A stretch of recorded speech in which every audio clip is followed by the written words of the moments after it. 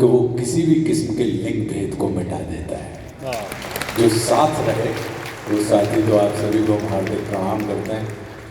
और डॉक्टर साहब, डॉक्टर चंद्र प्रकाश, आपने अभी त्रिवेदी जी को सुना ही होगा। डॉक्टर साहब मेरे उन प्रिय लोगों में से हैं जो बैठे हुए हैं, और मुझे इतना सुख मिल रहा है आपको यहाँ पे देख के कि जिनको पढ़ना, जिनको सुनना, जिनके साथ काम करना मेरा प्रिय शक्ल रहा है।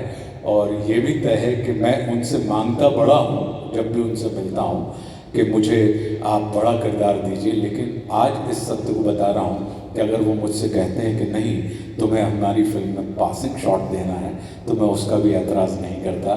मैं इनसे इतना प्रेम करता हूँ। तो डॉक्टर साहब भी बैठे हुए हैं, तो बहुत बहुत ये आनंद का विषय है।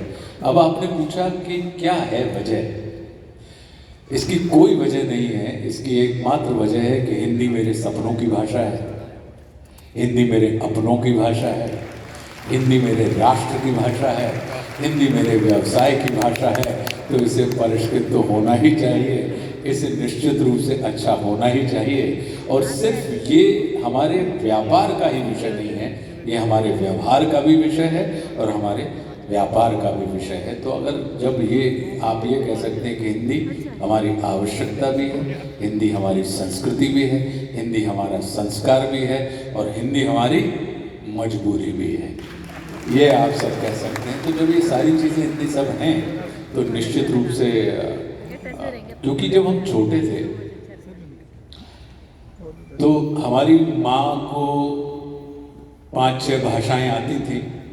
वो हिंदी अंग्रेज़ी तो बोलती ही थी, लेकिन उनको बंगला भी आती थी, उनको मराठी भी आती थी।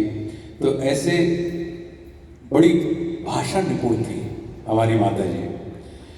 तो जब छोटे थे, बड़े हो रहे थे, तो उन्होंने हमसे कहा कि बेटा, हमेशा ध्यान रखना, यदि तुम भाषा की गरिमा बिगाड़ोगे तो भाषा तुम्हारी गरिमा बिगाड़ देगी, और यदि तुम भाषा को उसका गौरव प्रदान करोगे तो भाषा तुमको अपना गौरव प्रदान करेगी। तो मैं तो अपने साथ अपनी माता जी के द्वारा कहे गए उस वाक्य को आज चरितार्थ होता हुआ मानता हूँ कि आशुतोष राणा को एक अभिनेता के रूप में आप अच्छा बुरा, पसंद नापसंद भले ही करें, लेकिन एक भाषा प्रेमी के रूप में कोई भी हो मेरी पीठ थपथपा देता है, मुझे आशीर्वाद दे देता है, तो कहता है कि यार आपको सुनना, आपको बोलना, आप बहुत आपकी भाषा जो है वो अंदर भावों का उद्वेलन करती है और भावों को जागृत करती है। तो मैं तो ये मान के चलता हूँ, तो हमने सिर्फ अपनी माँ के उस वाक्य को अपने मन मस्तिष्क में रखा कि भाषा को अगर आप उसकी गरिमा प्रदान करेंगे तो भाषा अपनी गरिमा आपको प्रदान करेगी। बहुत सारे लोग होते हैं जो कहते हैं कि उन्होंने हिंदी को बोलकर हिंदी को गौरव प्रदान किया। मैं उनमें से हूँ जिसे हिंदी ने गौरव प्रदान किया। तो अगर आप देखें तो आशुतोष राणा की पहचान भले ही एक अभिनेता के रूप में हो, परिचय भले ही एक अभिनेता के रूप में हुआ हो, लेकिन आशुतोष राणा की पहचान निश्चित रूप से हिंदी के रूप में ही हुई है। और ये आनंद का विषय है कि आज राजभाषा के इस पावन पर्व पर हम और आप सब इतनी संख्या में यहाँ पर एकत्रित होकर अपनी भाषा का सेलिब्रेशन कर रहे हैं। मुझसे अभी किसी ने पूछा, मैं आपके सवाल आपने कर दिया, लेकिन मैं अब थोड़ा सा बढ़ रहा हूँ, अगला सवाल कर लेना। वो डॉक्टर साहब मुझसे बोल भी रहे थे, मुझसे अभी किसी ने पूछा और मुझसे कहा कि देखिए, हम एकमात्र ऐसे देश हैं जहाँ पर उसकी भाषा का ही पखवाड़ा मनाया जाता है। ऐसा कौन सा दुनिया में देश है जिसका पखवाड़ा मनाया जाता हो? सोचिए आप। मैंने कहा नहीं।